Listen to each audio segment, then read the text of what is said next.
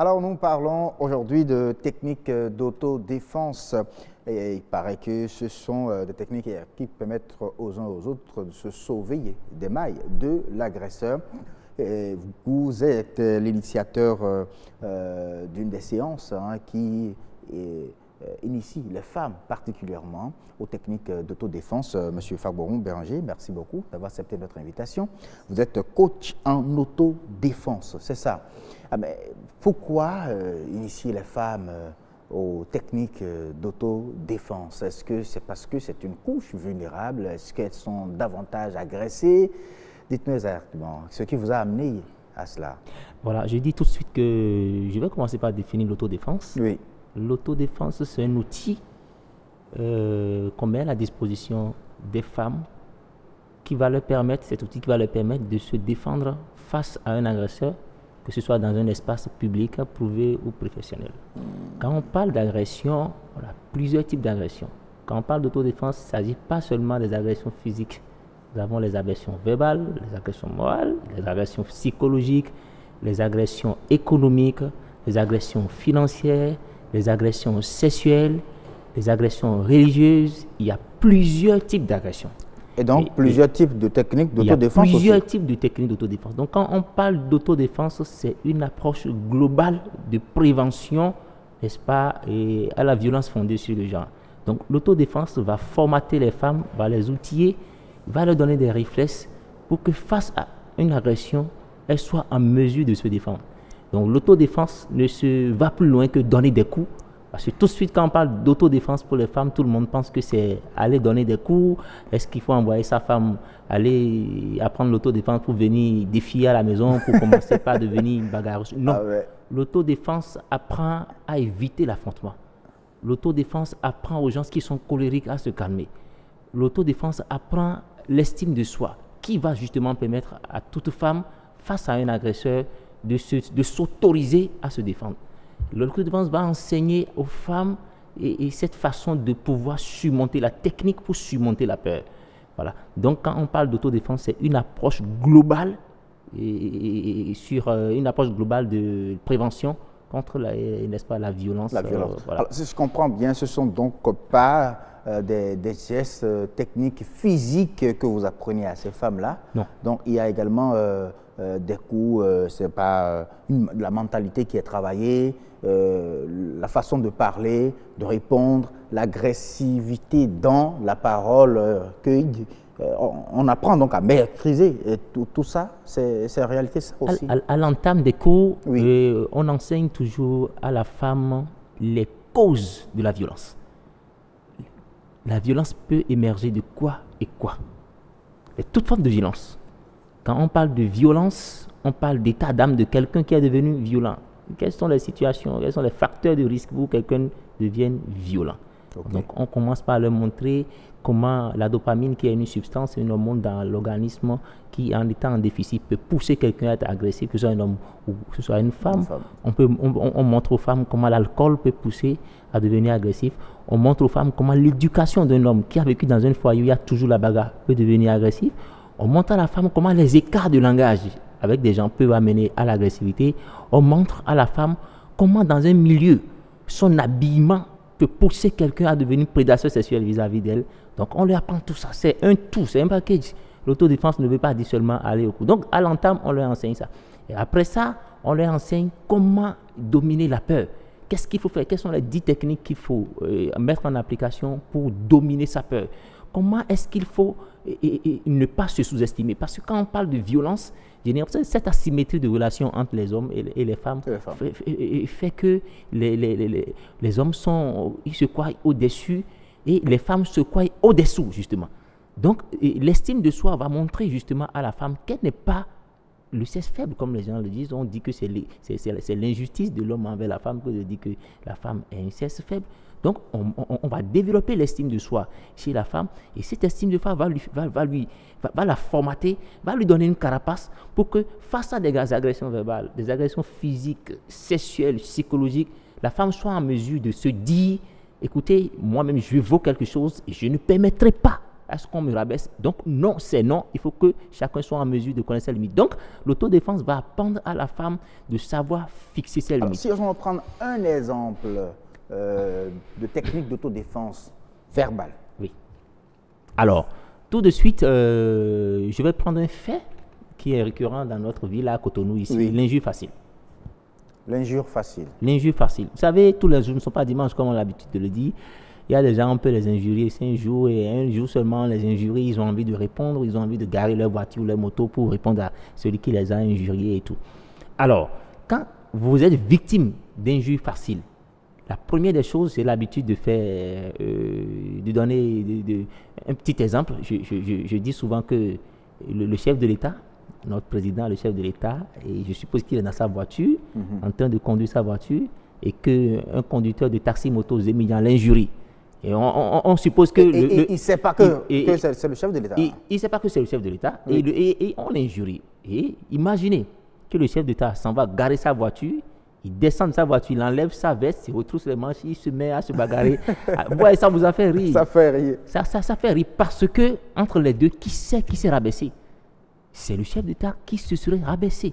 Donc, l'estime de soi commence par un petit exemple, par cette petite histoire que j'ai l'habitude de raconter. Quand vous êtes sûr que vous valez plus que la personne qui vous a injurié, quand vous vous dites, ma réaction ne va rien m'apporter, je n'ai rien à y gagner, et ce que je vais faire tout de suite ne contribuera qu'à me rabaisser, alors tout de suite dans votre mentalité, vous allez vous dire, ça ne sert à rien de lui répondre. Il vaut mieux que je le laisse partir parce que je suis persuadé que je vaux mieux que lui. Ce qu'il a fait, je ne le ferai pas. Une personne bien éduquée, une personne bien élevée ne peut pas réagir, ne se donne pas en spectacle. Ça ne veut pas dire que vous êtes faible. Ça ne veut pas dire que vous êtes faible. D'ailleurs, j'ai l'habitude de dire que la violence, c'est l'âme des faibles. La violence, c'est l'âme des... Vous savez, et les hommes, je profite tout de suite pour leur dire ceci. Quand vous avez envie de vous bagarrer, n'allez pas vous bagarrer avec une personne qui est physiquement plus faible que vous. Quand vous savez que en matière de force, vous êtes déjà supérieur à la personne, vous voulez gagner quoi? Quelle gloire? On dit comment on dit la citation là? On dit à vaincre sans péril, on triomphe sans gloire. À vaincre sans péril, on triomphe sans gloire. Vous voulez vous battre, vous voulez de la gloire en quoi? En se battant contre. Si vous avez l'habitude, vous voulez vous battre contre quelqu'un, allez chercher un homme, allez chercher quelqu'un de votre gabarit qui peut vous cogner. Alors si vous gagnez, vous saurez que bon, vous avez gagné quelque chose. On ne s'en prend pas à une personne quand on sait que la personne est plus faible que soi physiquement. Alors, mais ce que l'autodéfense va faire, l'autodéfense va donner de la carapace, ça va donner des muscles, ça va donner une force morale, une force physique et de la personnalité à la femme. Et face aux agressions, à toute forme d'agression, la femme sera capable de fixer ses limites, elle sera capable de dire non, c'est non. Alors là, ça c'est du point de vue verbal, donc il faut formater la mentalité, il faut rendre les gens vraiment forts dans la tête. Voilà. Maintenant, physiquement, il y a quand même qu'on se retrouve dans ces genres de conditions où peut-être la personne est armée, mais et qui se retrouve devant vous. Quelles sont ces techniques-là que vous apprenez à ces femmes-là pour pouvoir se défendre, pour pouvoir se sauver des mailles d'un agresseur? Alors, je vous dis tout de suite que quand on veut donner les cours d'autodéfense, il y a une rubrique qu'on appelle les armes de la femme. D'accord. Vous savez, quand une femme qui est debout, elle a des armes naturelles et il y a des armes occasionnelles. Donc, on va citer les armes naturelles. Je vais peut-être donner 2 ou 3 exemples. On ne va pas rentrer dans la profondeur des cours. Non. Les armes naturelles de la femme, au nombre de ces armes, nous pouvons citer son charme, le corps de la femme et la présentation de la femme. Le fait qu'elle soit une femme, c'est une âme puissante. Vous savez, avec la femme, on a pu mettre la main sur beaucoup de délinquants. Les grands hommes qui arrivent à échapper aux mailles de la justice, qui se maquillent et qu'on n'arrive pas à retrouver avec une femme, on peut les sortir de leur trou et les prendre. La femme est une arme. Il ne faut pas jouer avec. Deuxième arme de la femme, c'est le cri. Quand la femme arrive à crier, c'est-à-dire quand elle est face à une agression, vous savez, chez nous à Cotonou ici, les cris sont une arme. Quand quelqu'un va voler une moto ou bien quelqu'un s'en va voler un objet et qu'une personne commence par crier olé, vous voyez ce que ça fait? Tout le monde sort. Et le voleur, à 90%, est anéanti. Donc, les cris, c'est une arme. Quand on vous agresse, vous n'avez pas intérêt à vous taire.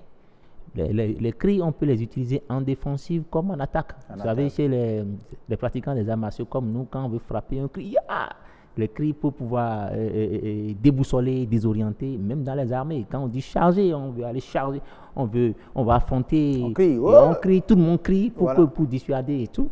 Et une autre arme, c'est les dents. La femme peut faire usage des dents. Des dents? Oui, de ses dents. Ah oui. Elle peut faire usage de ses mordre, dents. Elle peut mordre sérieusement et il y a des endroits qu'il faut mordre justement.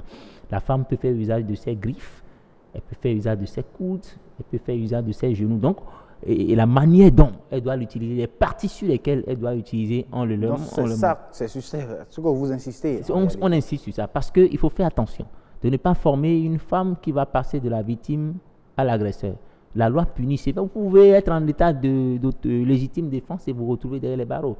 Quand vous avez déjà mis hors d'état de nuire votre adversaire, vous pensez qu'il est vous l'avez vu déjà, il est déjà faible et que vous l'achevez, vous ne voulez plus relâcher, vous allez passer rapidement de la victime à l'agresseur. Là, c'est la prison garantie. Donc, on fait attention de ne pas leur enseigner ces choses qui vont les obliger à charger, à continuer par tabasser au point de tuer ou bien au point de blesser gravement.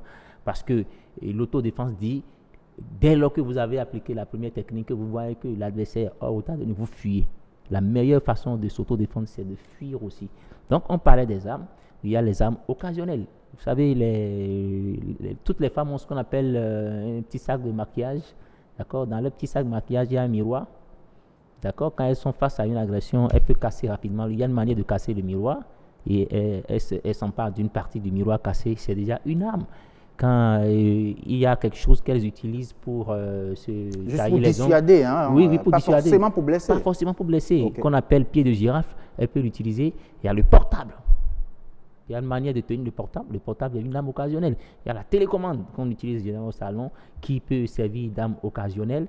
Il y a beaucoup de choses qui peuvent servir d'arme occasionnelle. L'environnement de la femme, quand vous avez du sable à côté, quand vous avez des pierres à côté, quand vous avez de l'eau chaude, quand vous avez du piment, il y a beaucoup de choses qui peuvent servir d'arme occasionnelle. Il suffit qu'on leur montre comment utiliser l'arme occasionnelle et l'agresseur systématiquement recule parce qu'il voit que ce que cette femme tient, si jamais elle en fait usage sur moi, je vais m'en sortir, je vais y laisser des plumes.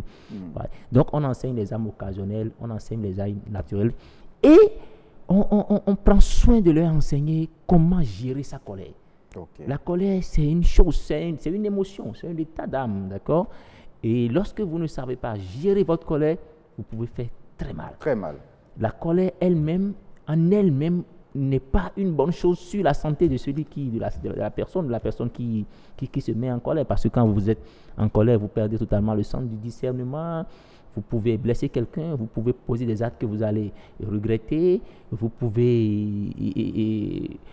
tomber malade, vous pouvez souffrir de l'ulcère. Je pense que ce sont des techniques qui peuvent vraiment aider les uns, les femmes, que les hommes également. Les femmes et les hommes. Parce que j'en profite pour dire, les hommes, quand quand on envoie les femmes faire l'autodéfense, ce n'est pas pour qu'elles deviennent des femmes insoumises. Non. Faire l'autodéfense ne veut pas dire qu'on est une femme qui prend des ailes et puis on devient insoumise. L'autodéfense va plutôt enseigner à vos femmes à être plus calmes, plus tendres, plus respectueuses. Et ces femmes qui sont souvent colériques et qui ne savent pas retenir leur langue, quand on les agresse, sauront se maîtriser. Voilà. Merci beaucoup à vous, Bérenger Fabormou. Je rappelle que vous êtes coach en autodéfense. Merci pour toutes ces techniques enseignées. Merci à vous. Merci.